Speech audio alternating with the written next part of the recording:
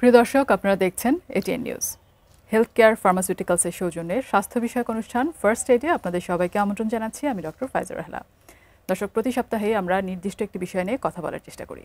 আজকে আমরা যে বিষয়টি নিয়ে কথা বলবো সেটি হচ্ছে ফুসফুস ক্যান্সার। ফুসফুস ক্যান্সার কাদের হতে পারে, কি কারণে হতে পারে, চিকিৎসা কীভাবে দেওয়া হয়, এই বিষয়গুলো মাথায় রেখে আমরা আমাদের আজকের এই অনুষ্ঠানটি সাজিয়েছি। বিশেষজ্ঞ অতিথি হিসেবে আজ আমাদের সাথে স্টুডিওতে যোগ দিয়েছেন অধ্যাপক doctor Mohammad Dayem Uddin, senior consultant, department of clinical oncology, Delta hospital limited, Dhaka, founder chairman professor Dayem Uddin cancer foundation. আপনাকে অনেক ধন্যবাদ আমাদের সাথে আমাদের আজকের এই অনুষ্ঠানে যোগ দেওয়ার জন্য। আপনাকে ধন্যবাদ। আমরা আজকে কথা বলবো ফুসফুস ক্যান্সার নিয়ে।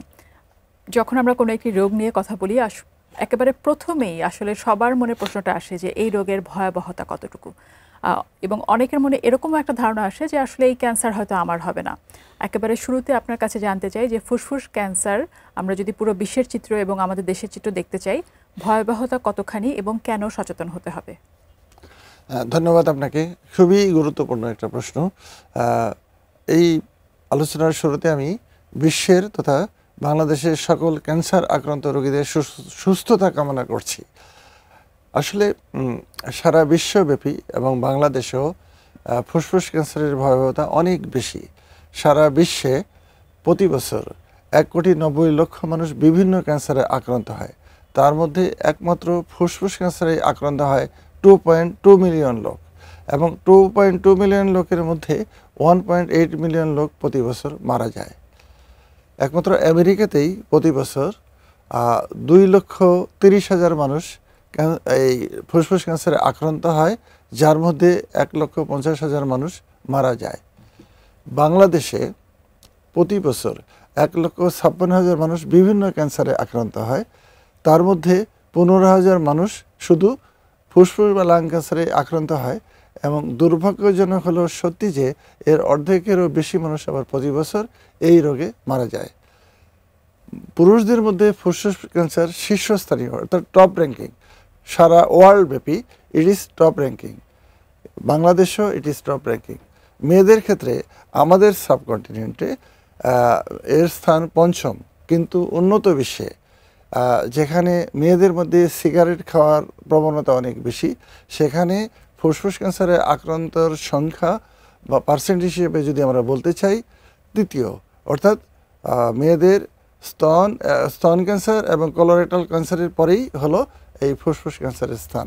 অপরদিকে মৃত্যুর দিক দিয়ে যদি উন্নত বিশ্বে চিন্তা করা যায়, ফুসফুস ক্যান্সারের স্থান হলো দ্বিতীয়, অর্থাৎ স্তন ক্যান্সারের পরেই ফুসফুস ক্যান্সার। সুতরাং এই ক্যান্সারের ভয়াবহতা যেমন সারা বিশ্বেও বেশি, বাংলাদেশেও বেশি।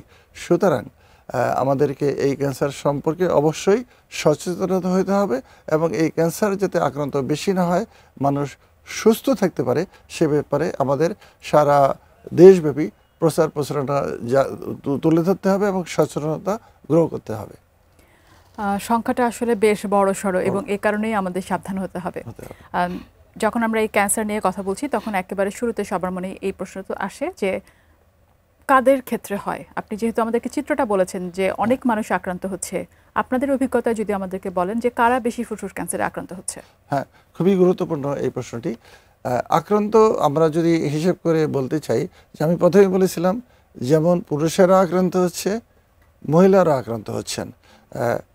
যদিও বিভিন্ন দেশে বিভিন্ন রকমের চিত্র, কিন্তু এর সংখ্যা অনেক বেশি। এবং দেখা যায় যে যারা একটু বয়স যাদের বাড়ে, বিশেষ করে 50 বছরের বয়সের বেশি যাদের বয়স, তাদের আক্রান্ত হওয়ার চান্স বেশি থাকে। আর কেনই বা হয়? একমাত্র সবচেয়ে গুরুত্বপূর্ণ কারণ হলো সিগারেট স্মোকিং বা ধূমপান বা তামাক জাতীয় দ্রব্য সেবন। একমাত্র ধূমপানই 85 থেকে 90% এই ফুসফুস ক্যান্সার হওয়ার কারণ। এছাড়া যে কারণগুলো রয়েছে সেটি হলো যে বায়ু দূষণ। বায়ু দূষণটা যেমন সারা বিশ্বেও আছে, আমাদের দেশে সবচেয়ে বেশি।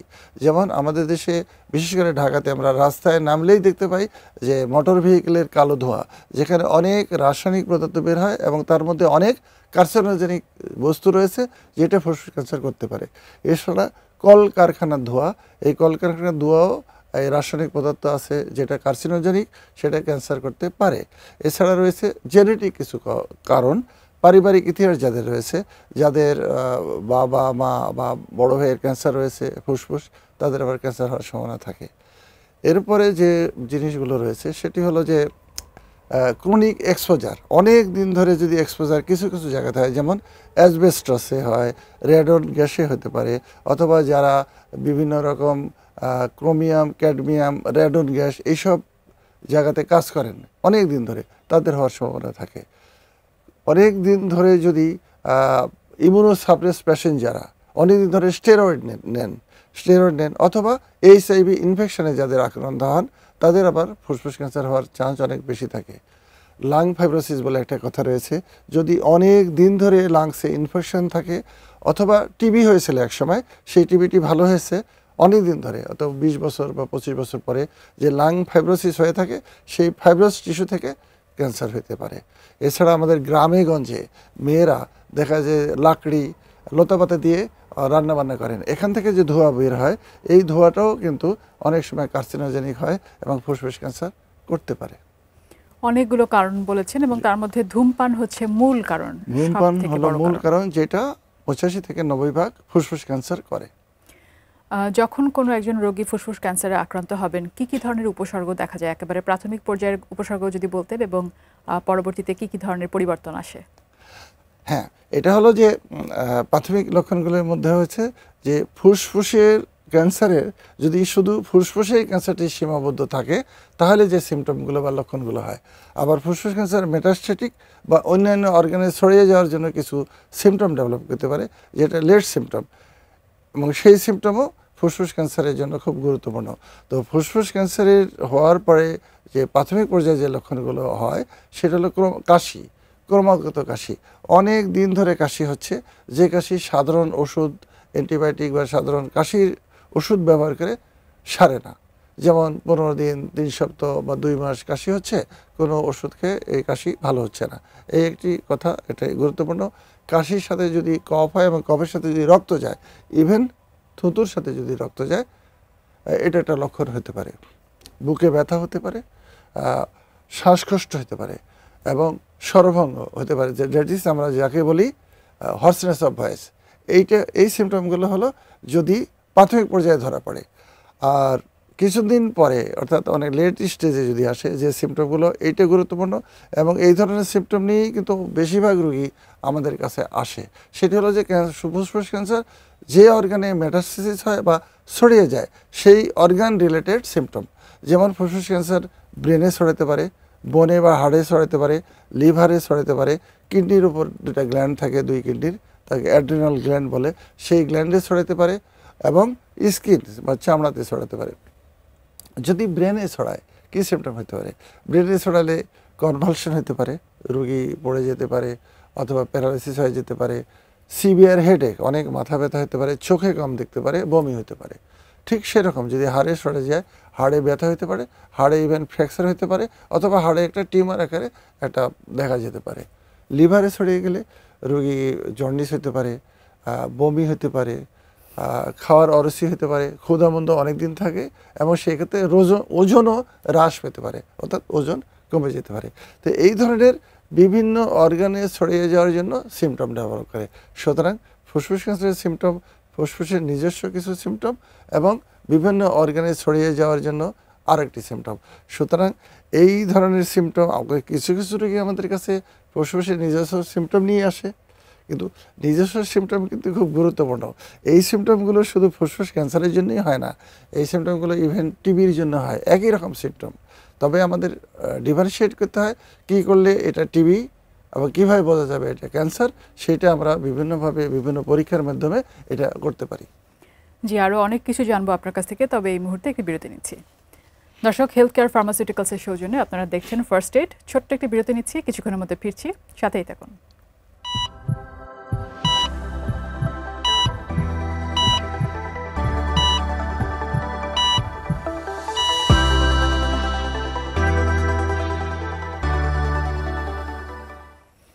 ফিরে এলাম বিরতির পর।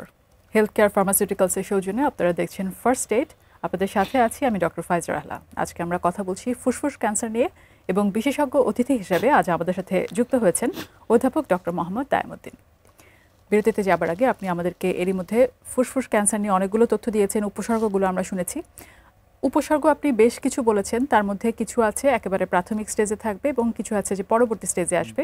যখন প্রাথমিক কিছু উপসর্গ থাকবে, যেমন আপনি ক্ষুধা মন্দার কথা বলেছেন, বা হয়তো ওজনটা কমে যাচ্ছে, বা হালকা কিছু কাশি হচ্ছে এবং কাশিটা হয়েই যাচ্ছে, এই সময়ে একজন রোগী কিভাবে বুঝতে পারবেন যে আসলে ওনার রোগটা ফুসফুস ক্যান্সার হতে পারে এবং উনি যে ডাক্তারের কাছে যাবেন, এই ব্যাপারটা যদি একটু পরামর্শ দিতেন।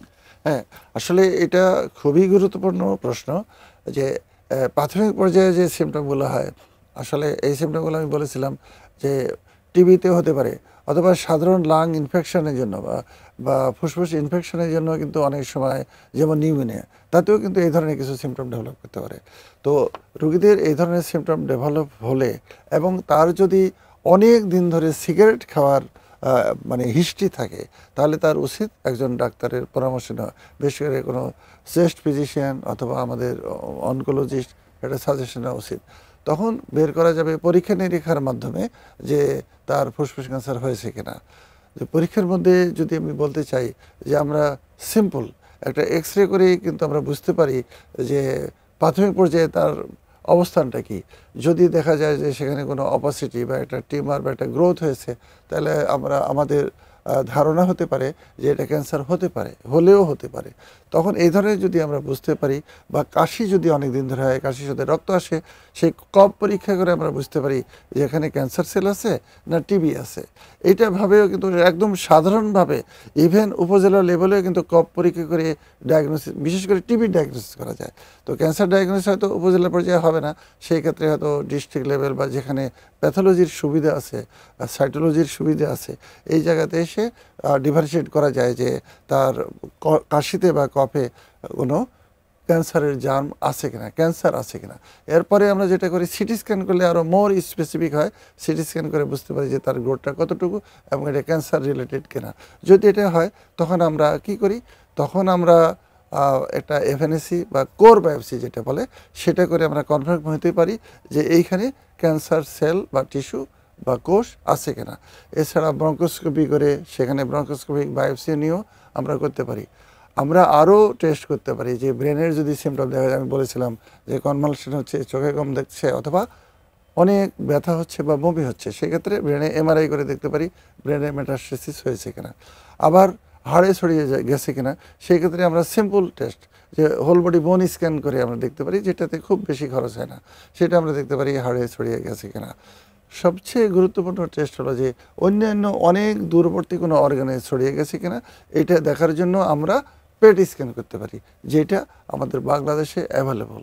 সুতরাং আমি যে পরীক্ষাগুলো বললাম, এই পরীক্ষাগুলো সবই বাংলাদেশে সম্ভব, এবং এটি করে আমরা বুঝতে পারি বা ডিফারেন্সিয়েট করতে পারি এটা ক্যান্সার না সিম্পল নিউমোনিয়া অথবা টিবি।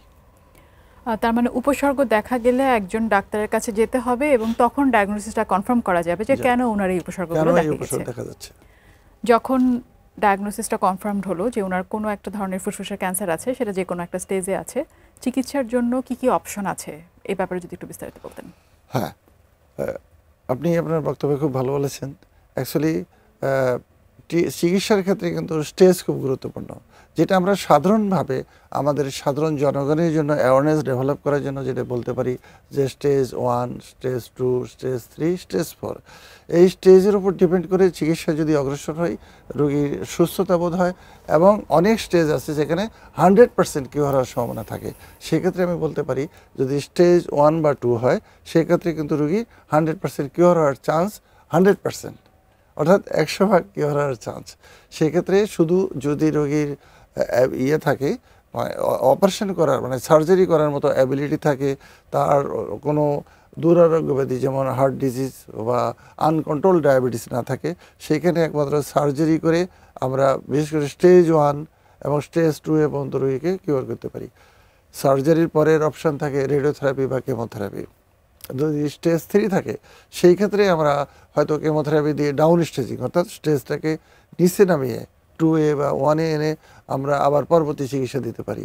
তো আমি বললাম সার্জারি, রেডিওথেরাপি এবং কেমোথেরাপি, এবং যদি স্টেজ 4 হয়, সেই ক্ষেত্রে কেমোথেরাপি দিয়ে আমরা চিকিৎসা শুরু করতে পারি, এবং প্রয়োজন বোধে যদি কোথাও রেডিওথেরাপি লাগে, সেক্ষেত্রে রেডিওথেরাপি দিতে পারি। তো সুতরাং ফুসফুস ক্যান্সারের চিকিৎসা হলো স্টেজ অনুসারে, যে সার্জারি, রেডিওথেরাপি, কেমোথেরাপি, এবং এর সাথে যে উন্নত যে চিকিৎসা রয়েছে, যে আমরা ডায়াগনোসিসের ক্ষেত্রে করে থাকি, যে লাং প্যানেল করে দেখি যে তার কোনো টার্গেটেড থেরাপি দেওয়া যায় কিনা, সেখানে টার্গেটেড থেরাপি ব্যবহার করতে পারি।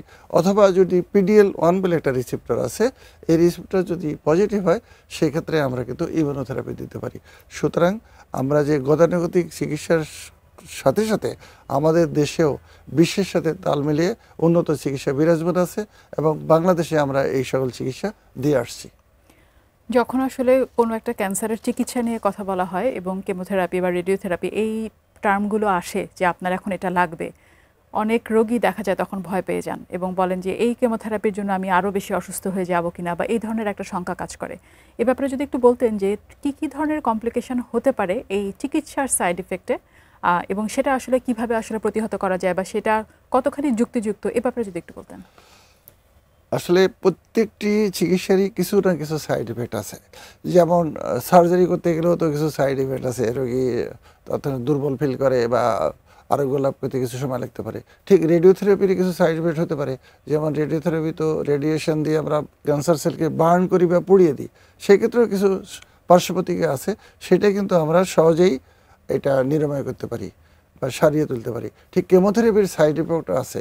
আমাদের কেমোথেরাপি দেওয়ার আগে চিন্তা করতে হয় সেই পেশেন্টের পারফরমেন্স স্ট্যাটাস কেমন আছে, যে কোন কেমোথেরাপি সহ্য করতে পারবে এবং কোন কেমোথেরাপি দিলে তার আরোগ্য লাভ করতে পারবে। আমাদের প্রধান কাজ হলো রোগীকে ভালো রাখা। রোগীকে ভালো রাখার জন্য আমি যদি কেমোথেরাপি দিয়েই তাকে খারাপ করে দিই, তো সেটা চিকিৎসা হলো না। সুতরাং তার অবস্থার উপর, তার শারীরিক ক্লিনিক্যাল কন্ডিশনের উপর ডিপেন্ড করে আমরা কেমোথেরাপি দিই। কেমোথেরাপির সাইড ইফেক্ট তো অনেকই আছে, যেমন বমি হতে পারে, বমির সাথে তার দুর্বলতা ফিল করতে পারে, অনেক কিছু হতে পারে। তবে সেটা ম্যানেজমেন্টের জন্য যে চিকিৎসা, সেটা আমাদের হাতে আছে এবং সেটা আমরা করি। সুতরাং একসময় ছিল যেখানে ইভেন যদি কেমোথেরাপি দিলে বমি হতো, বমিরও ভালো ওষুধ ছিল না। যদি আমি মনে করি যে আজ থেকে 90 সাল বা তার আগে, সেখানে কিন্তু বমির ভালো ওষুধ এই দেশে ছিল না। কিছু কিছু ওষুধ আমাদের দেশের বাইরে থেকে কিন্তু। এখন বাংলাদেশে যদি বমি হয়, সেই বমির সব ধরনের ওষুধ আছে।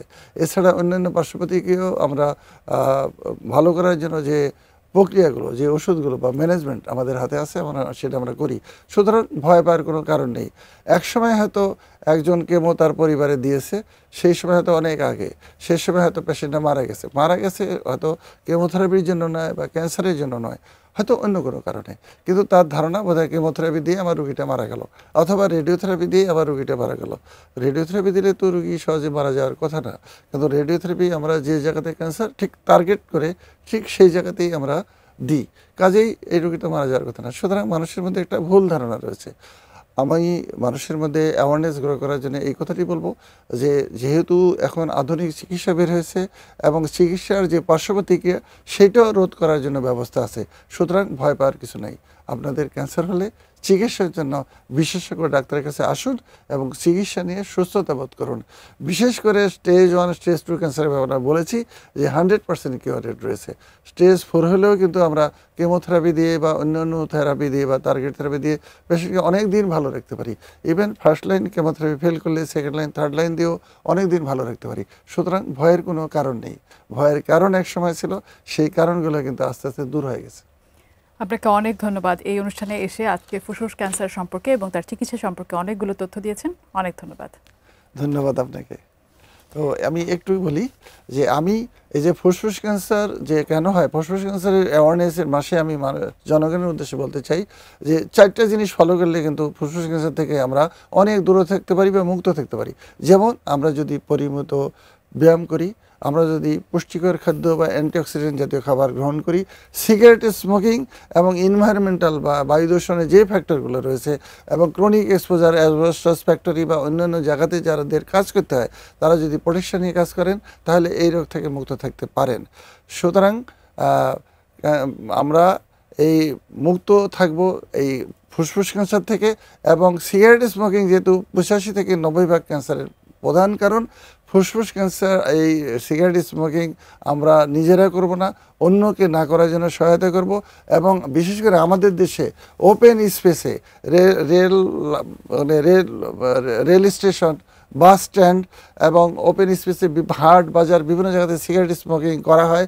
এই সিগারেট স্মোকিং না করার জন্য ওপেন স্পেসে একটি আইন বিদ্যমান আছে। আমি আহ্বান জানাবো এই আইনের সঠিক প্রয়োগ এবং সাধারণ মানুষকে অ্যাওয়ারনেস গ্রহণ করার, এবং পরিবারের যদি কেউ সিগারেট খাওয়া হয় তাকে নিরুৎসাহিত করার। কেননা প্যাসিভ স্মোকিং বলে একটা কারণ রয়েছে। আপনি যদি হাঁটেন, আপনার পাশ দিয়ে কেউ সিগারেট খায়, আপনার পরিবারে একজন সিগারেট খান, অন্যজন আশেপাশে থাকেন, তাদেরও এই ধূমপানের আওতা আসে, তাকে পরোক্ষ ধূমপান বলে। পরোক্ষ ধূমপান বা সেকেন্ডারি স্মোক, এই স্মোকের কারণে ফুসফুস ক্যান্সার হয়। সুতরাং আমরা নিজেরা সিগারেট খাবো না এবং অন্যকে সিগারেট খেতে নিরুৎসাহিত করব, যাতে যিনি সিগারেট খান তিনিও ভালো থাকেন, সুস্থ থাকেন, পরিবারের অন্যজন বা সমাজের সব লোকজন সুস্থ থাকেন এই ফুসফুস ক্যান্সার থেকে। আপনাকে অনেক ধন্যবাদ আমাদের দর্শকদেরকে এতগুলো তথ্য দেওয়ার জন্য। অনেক ধন্যবাদ। ধন্যবাদ আপনাকে। প্রিয় দর্শক, ধন্যবাদ এটিএন নিউজের শত শত হাজার হাজার কোটি কোটি দর্শককে এই অনুষ্ঠান শোনার জন্য বা দেখার জন্য। প্রিয় দর্শক, হেলথ কেয়ার ফার্মাসিউটিক্যালস লিমিটেডের সৌজন্যে আপনারা দেখছিলেন ফার্স্ট এইড। আজ তাহলে এ পর্যন্তই। দেখা হবে সামনের সপ্তাহে, কথা হবে অন্য কোনো বিষয় নিয়ে। ভালো থাকুন, সুস্থ থাকুন এবং দেখতে থাকুন এটিএন নিউজ।